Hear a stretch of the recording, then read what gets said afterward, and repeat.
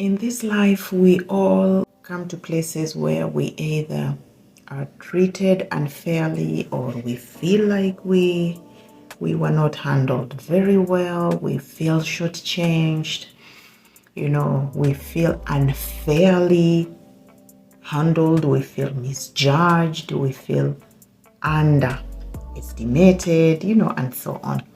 Life is just that way, and this is in different spaces, workplaces, even in families, in neighborhoods, in chamas, and just in different spaces that we find ourselves. Kuna tu vile unapataga, you feel unfairly, misunderstood, and you feel unfairly treated, and so on. And sometimes it's easy to just tell yourself, whatever, imeenda hivyo. But in some cases, you find that it's a hurt, it's a bruise, it's a pain that just doesn't go away at a thought of telling it go away. It stays with you, it hurts you, and it can even, determine whether or not you will move on and how fast, and so on. And some of the cases, some people stay with that bruise for life, which is really not very healthy. And that's why today I would like us to look at a thing or two about revenge and just how badly, given a chance, you would like to actually give revenge. You would like to revenge to that unfairness.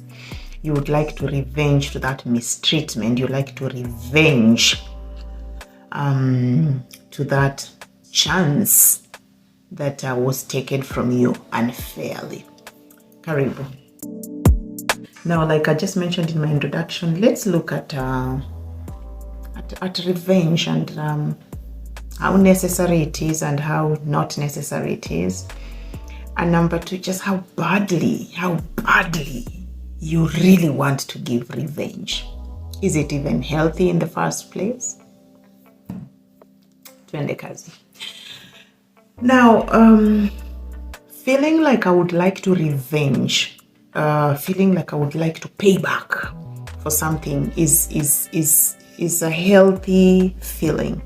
It actually means I have feelings of either feeling appreciated or not, feeling well treated or mistreated, and so on. If I'm able to feel the pain, because really being hurt or me wanting to revenge means it's a treatment that came my way and probably did not go as I expected or something like that.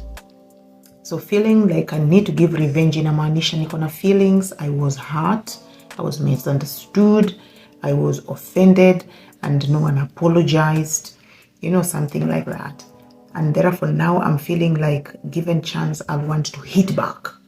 Given chance, I'll want to pay back for the person who unfairly handled me. And you must have heard this saying that revenge is best served when cold. So some revenge, some need for payback is never instant. You don't offend me today and I'm feeling like I need to revenge tomorrow. Some of it takes time. Some revenges are actually generational, like they can take that long. But you realize somehow like someone needs to pay for what they did. Someone needs to pay for the bloodshed. Someone needs to pay for having caused us to lose our house, to lose our business, to lose our opportunity, to lose our baby. That drunk driver, a matatu driver, or that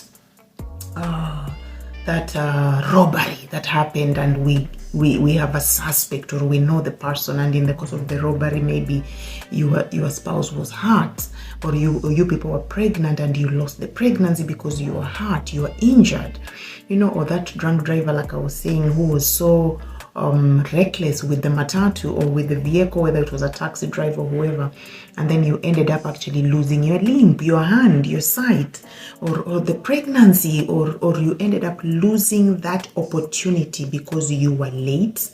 Say you were rushing for that interview or for that meeting that was really like important, and you delayed, and you lost the chance, maybe the second best person got the chance, and so on.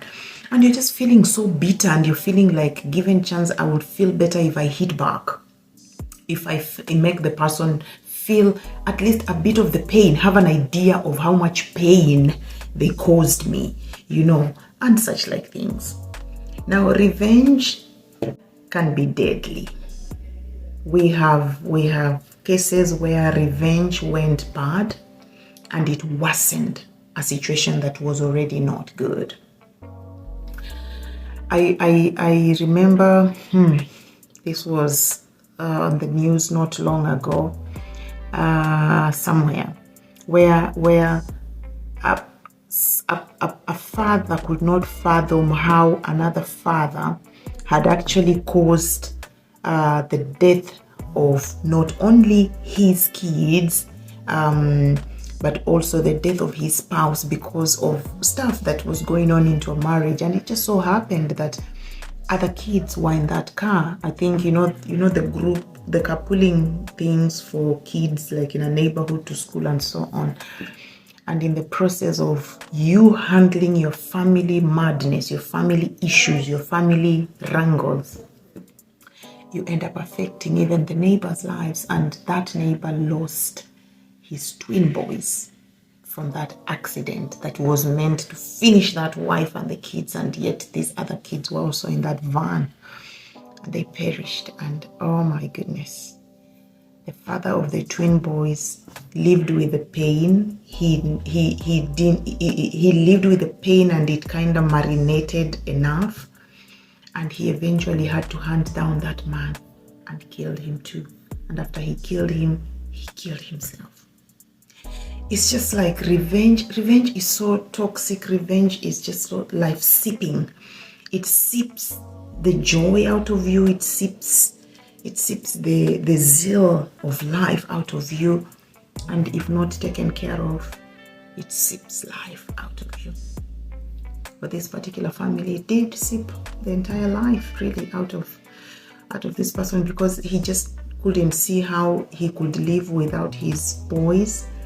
And number two, how he was going to continue living with this man alive, the one who actually caused the death of his sons. He decided to just it, and it was still a court case. It was, I don't know. Yeah, sometimes I think people just go like, what? Sometimes justice delayed is justice denied, and sometimes it gets delayed so long until it kind of is forgotten. And some people just decide to take it in their own hands. I really don't know whether it's the right thing, maybe not. But yeah, guys, we watch news and we look at such like things. So the question I would like to pose to you today is, what is that revenge you cannot wait to give?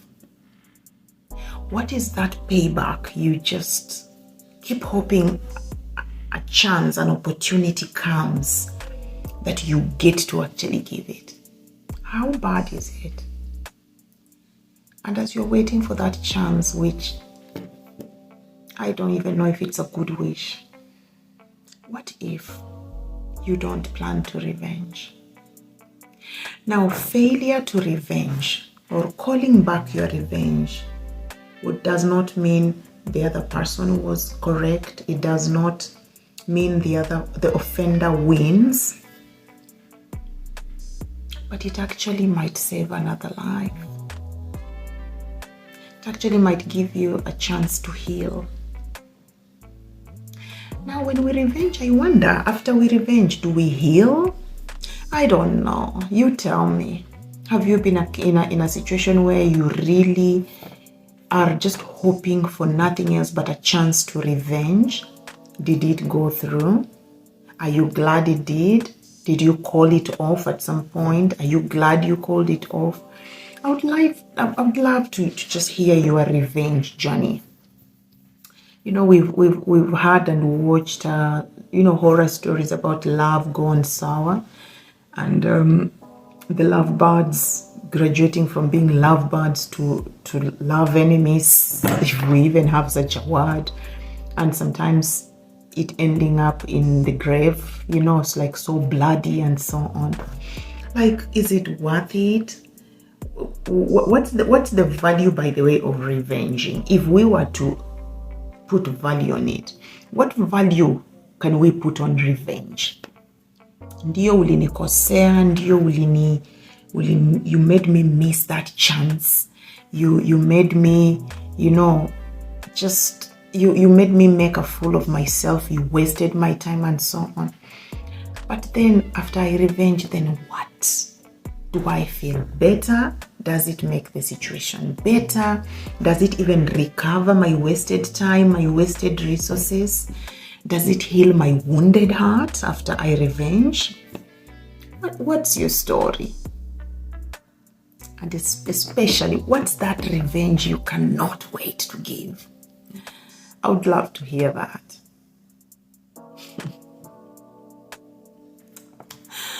Oh, I'm laughing because, it just took me back to a thought of where one time someone hurt me so bad. Everybody has their love story, of having thought, oh, that was the person. You are young, you're thinking, oh, my friends, my age mates, my college mates are getting married, so I think it's soon gonna be my time and so on. And you give your time, you give your heart, you give your all, and then it just it hits it hits the wall, and you're left there wondering, what was I even thinking? Giving this person my heart, my time, my what, and so on, and you are so wounded, and in that space, there's not much room left for reason. And that's why it's very dangerous sometimes to actually make a decision during that wounded phase, that wounded period, because level of reason is very compromised, and you're basing everything on your wounded feelings, and therefore reason is on the side.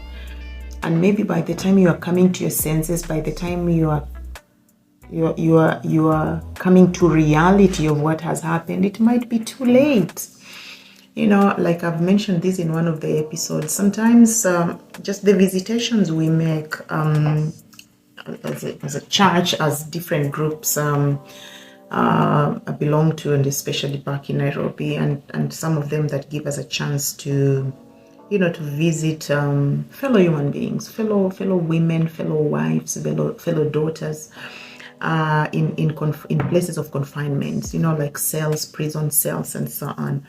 You listen to their stories, and you're just thinking, my goodness, that sounds like that would have been me.